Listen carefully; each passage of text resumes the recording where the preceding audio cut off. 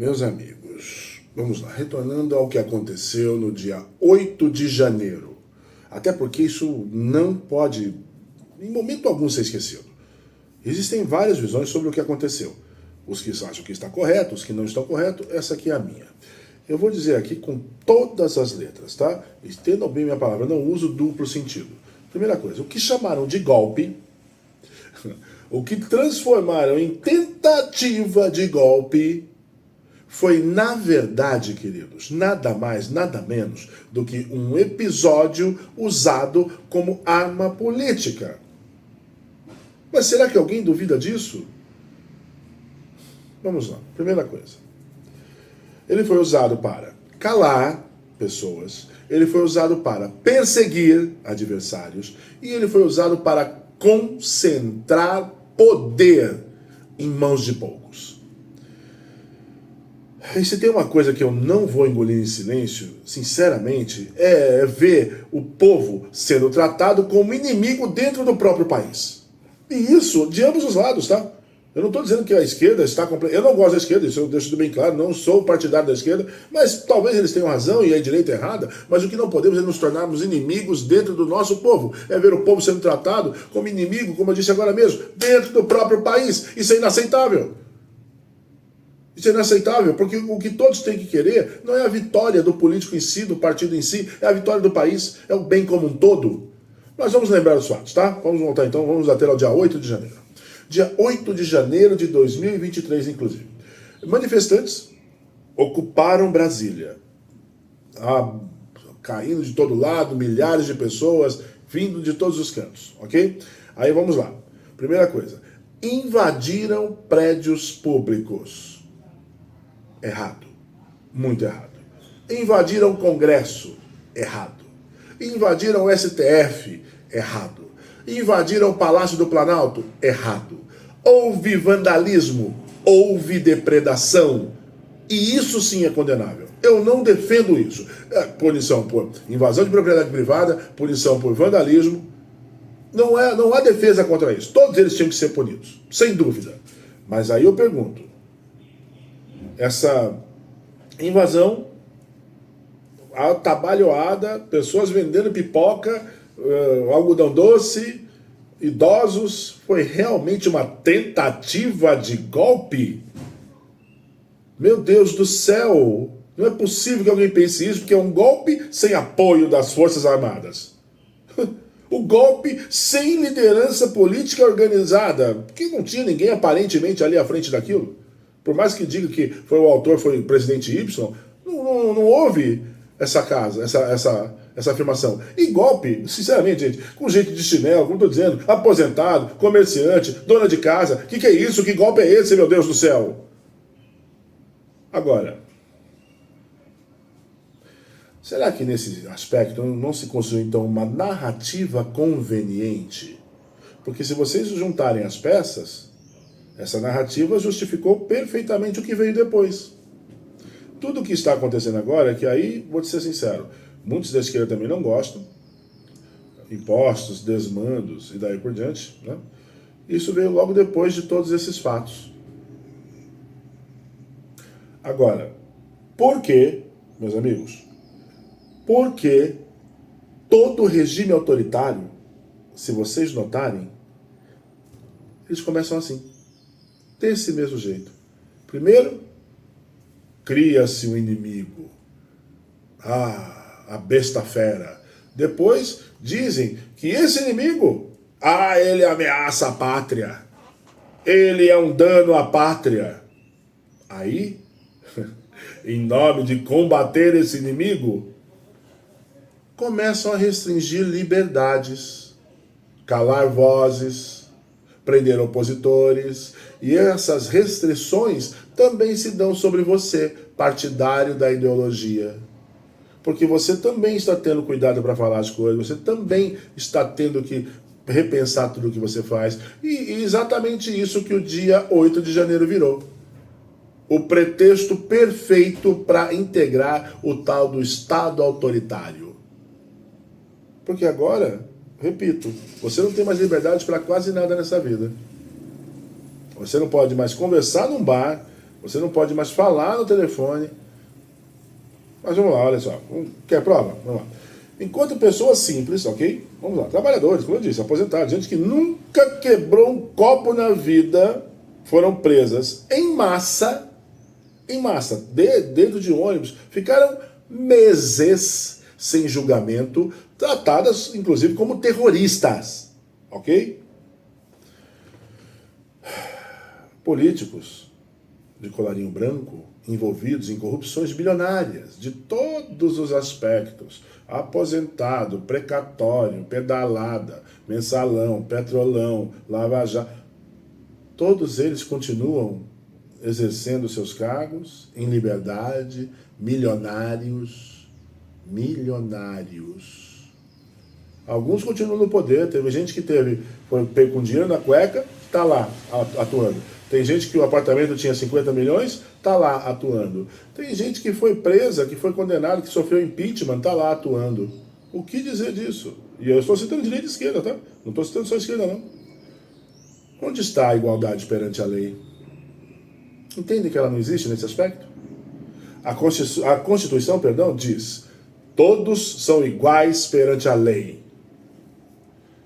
Agora, será que essa igualdade só vale para alguns? Porque é o que está aparecendo. Só vale para quem tem esse apoio, quem é amigo, quem tem algum rabo preso. Mas vamos lá. Já que nós citamos a Constituição, olha o que ela diz no seu artigo 5º, no inciso, no caso, para quem quiser, 45º, quem quiser, 65º ou 65, ok? Vamos lá. A prisão ilegal será imediatamente relaxada pela autoridade judiciária. Artigo 66º. Ninguém será levado à prisão ou nela mantido quando a lei admitir liberdade provisória com ou sem fiança. Aí eu pergunto, aquelas pessoas presas em ônibus, sem nem estarem na invasão, elas nem saíram dos ônibus, elas não invadiram nada, elas estavam lá porque concordavam com a opinião de muitos naquele momento. Foram julgadas individualmente? Ou foram todos jogados no mesmo saco, tratados como criminosos de alta periculosidade, sendo que eles, o que já disse antes, eu não considero os atos cometidos como atos de alta periculosidade? Para começar, da depredação, vandalismo, ok, mas alta periculosidade não. Agora, esses que nem lá estavam, que não tomaram essa parte ativa, também foram presos.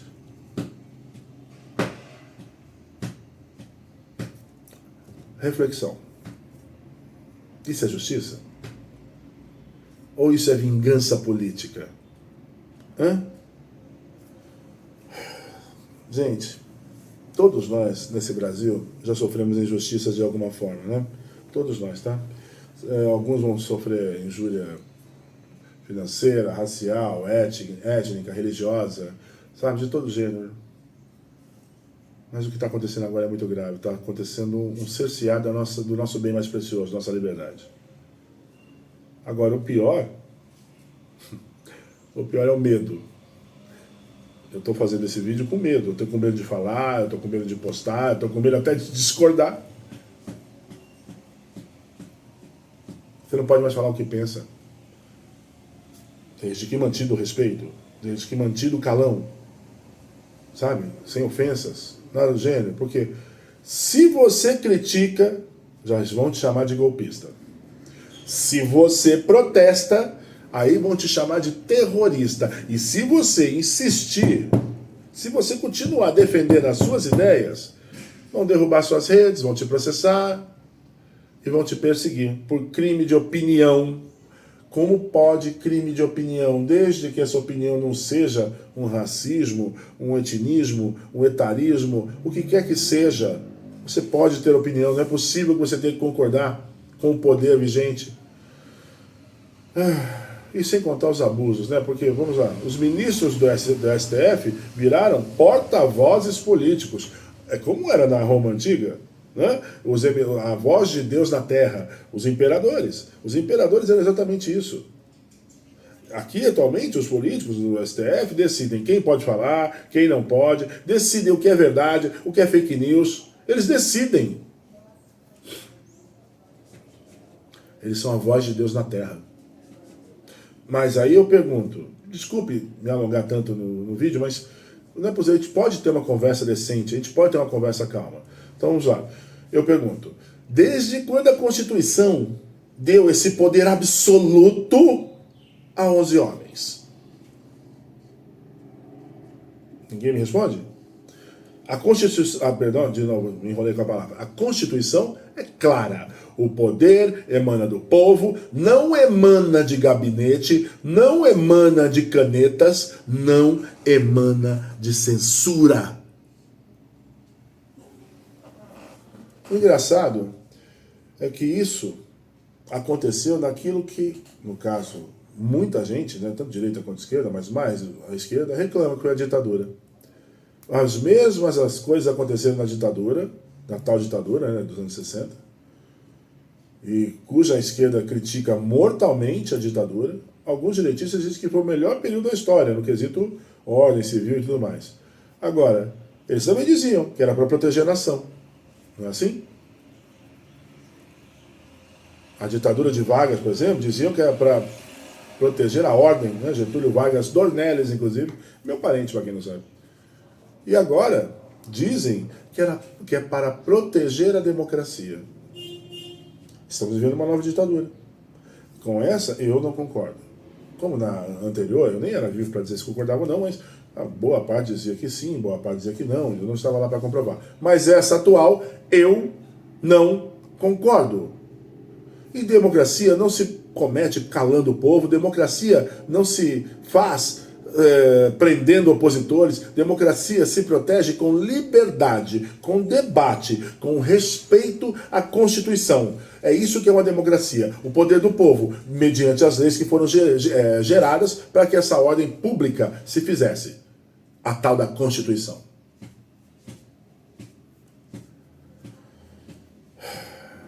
E aí eu pergunto, tá? Novamente, a você que está me assistindo, que está tendo paciência para aguentar durante todos esses minutos.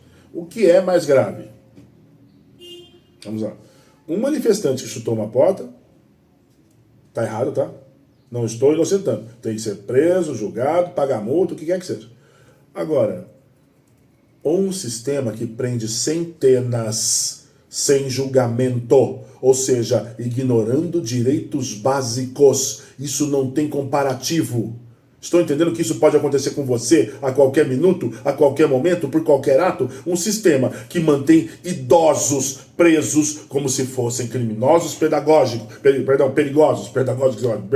perigosos. Isso, senhores, é um escândalo jurídico. A nossa lei é tão complicada, né? Porque você vê até o próprio julgamento do ex-presidente, que é ex-presidente, não deveria ser no STF. Deveria ser em primeira instância. E aí já criaram todo um artefato de argumentos que também coincide em satisfazer esse julgamento ser onde foi. É incrível. Nossa lei é um queijo suíço. Infelizmente, tem muito buraco. Agora, vamos definir uma coisa que espero que isso seja de comum acordo. O termo justiça. Justiça seletiva não é justiça. Justiça seletiva é perseguição. É uso político da lei. Agora, quando a lei vira um instrumento de um lado contra o outro, isso deixa de ser Estado de Direito, porque vira Estado de exceção. Aquilo que vocês tanto criticam, aquilo que vocês tanto não querem, é o que está sendo transformado agora. Estado de exceção. Porém, vocês estão do lado sorridente da moeda. Aí é fácil. Agora vamos de novo, ó. Ainda assim, lidando com a nossa Constituição, tá? Primeira coisa, artigo 5º, inciso 35º, 35, vamos lá. A lei não excluirá de apreciação do poder judiciário lesão ou ameaça a direito. Vamos lá, traduzindo isso, todo cidadão tem direito de defesa. Direito a julgamento justo.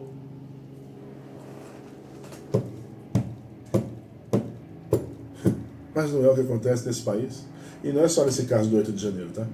Aí nós temos milhares de casos, centenas de processos, milhares de processos acachapados nas mesas, esperando serem lidos e praticados, né? Mas vamos lá. Agora vamos fazer a questão de praticados, mas e na prática? Quantos desses presos, por exemplo, no dia 8, tiveram esse direito básico respeitado? Quantos viram seus processos correndo de forma rápida e justa? Agora o mais grave.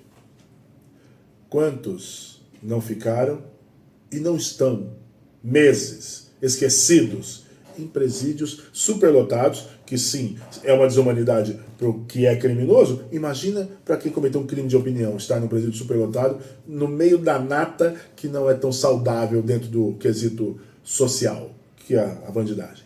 Acha que essa pessoa vive como? Sob total terror. E sabe quem paga o preço disso tudo? Não é possível que você não saiba. Somos nós, o povo, sempre o povo. O trabalhador que vocês tanto defendem, porque muitos deles foram lá protestar, trabalhadores. Ué, o trabalhador só é justo quando pensa igual a você, ele não pode pensar de outra forma. Aí ele não é trabalhador. O trabalhador foi lá protestar porque não aguentava mais imposto. O aposentado que foi porque não aguenta mais corrupção. E a dona de casa foi porque ela simplesmente queria ser ouvida. Ela queria participar de um movimento que mudasse aquilo que ela não concorda. Meu Deus do céu. Onde está o erro? Essas pessoas viraram os culpados oficiais da história. Incrível. Um país que já teve corrupção de todos os gêneros e essas pessoas pagando esse pato. Mas vamos lá. Na minha opinião, isso é a minha opinião. Quem quiser siga, quem não quiser não siga, só respeite. Não se deixe enganar, tá? Não acreditem em toda a narrativa oficial. Questionem, sempre questionem. Leiam, pensem, procurem, vão atrás da informação. Porque, sinceramente, quando aceitamos alguma coisa calado, quando nos curvamos com medo, senhores, e o pior, normalizar.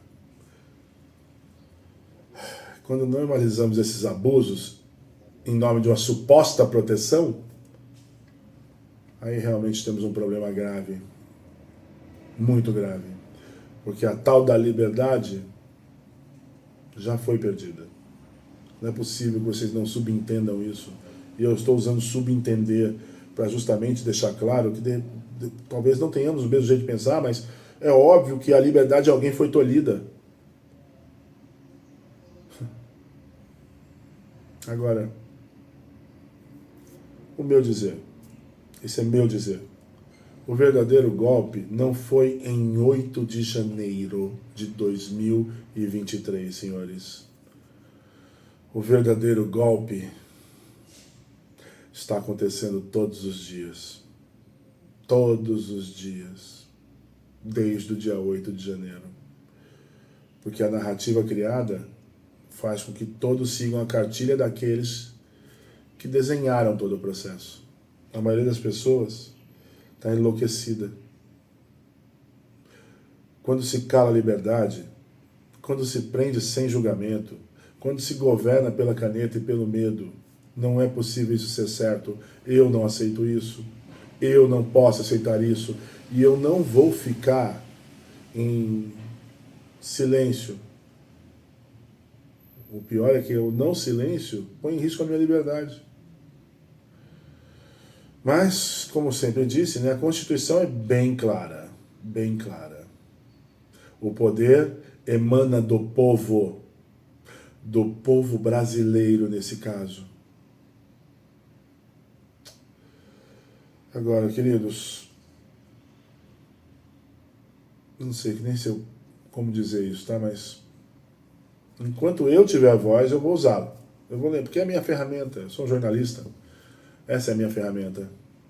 Eu vou lembrar isso a quem precisa ouvir. Eu sempre deixo claro que essa é a minha verdade, não é a verdade sua. Se você não quiser, não aceite como verdade. Não me xinga, não queira minha morte, sabe? Não faça nada desse gênero, não. Só compreenda que eu penso diferente. E respeite. Eu respeito você. Liberdade não se implora. A liberdade se exerce. E liberdade, meus amigos, nós temos que defender. Eu sou Marcos Dornelli Júnior. Pau na máquina. Anistia. Porque eles não foram criminosos desse porte. Foram pessoas que erraram, mas não nesse aspecto. As punições dadas são exageradas. Absolutamente exageradas. Não houve um golpe em quem está de chinelo. Não houve um golpe com quem vendia pipoca. Não houve um golpe com quem levou um batom. E não houve um golpe com pessoas que imploraram, por causa de suas situações pessoais de saúde, para sair da cadeia um pouco e comprovadamente com situações que até morreram. Meus pêsames à família do Clezão e outros mais que sofrem no dia a dia.